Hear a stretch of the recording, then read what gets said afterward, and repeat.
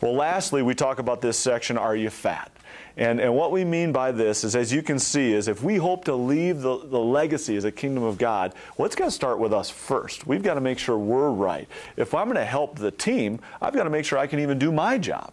So where that comes from is, are you fat? And what we do is, again, it's a little bit of a personal inventory, but they need to ask themselves, are they fat? And are they faithful? Are they available for God, and are they teachable? And what I mean by that is, first of all, faithful. Which I wrote down here is, do they fully trust in God? Is there any doubt whatsoever? If there is, talk about that a little bit and what causes doubt. But let's just say, hey, give it up. Coaches are controllers. They want to control everything. That's what the culture breeds. In this case, we need to fully trust God. That means we got to let it go. There are some things we just got to let God handle.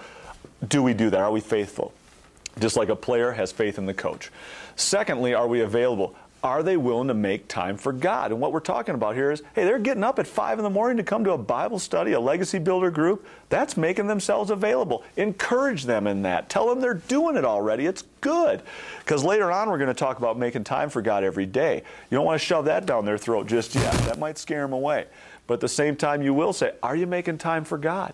And are you available for God? The last one is called teachable. Now, we talk about there's a difference between teachable and coachable. And in the lesson here, it talks about, do you have a coachable spirit and a hunger for God? If our players are teachable, they're going to listen to us. Well, do they listen to God? Are they coachable? Are they willing to learn more about God and not just think they got it all figured out? Or think that they're too ignorant that, well, I can't do this. And we always say this too. The devil doesn't care if you're ignorant or arrogant. Either one works for them. We don't want our coaches to be that way. Christ doesn't want the coaches to be that way. Faithful, available, teachable. Now, we've added one more that's not in the book that's really important too, and it's C, and it stands for two things, commitment and courage. Are they committed to following Jesus Christ their entire life? Because it's a process and a journey, and it's a quest. The second thing is, though, are they courageous? Meaning, do they have the courage, not so much to step out and have a megaphone and tell everybody about Jesus, but do they have the courage to give their life to Christ? Because that takes courage. So, fat C.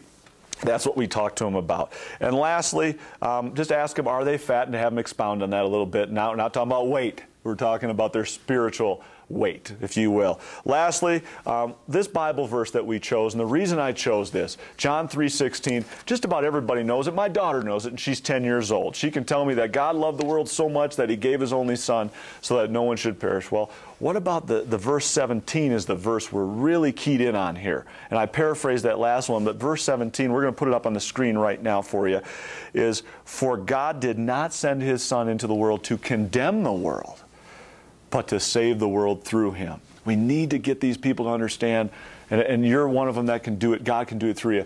God is not here to throw lightning bolts at us. He's a loving God. He wants to help us. Again, we're trying to foster that loving relationship that they can have with the master coach. He's not a coach that's going to make them run till they throw up. That's not the kind of coach God is. God knows just when to discipline, just when to push, and just when to pull and when to congratulate. He motivates through love, not fear and condemnation. That's what a biblical coach does. They motivate through love.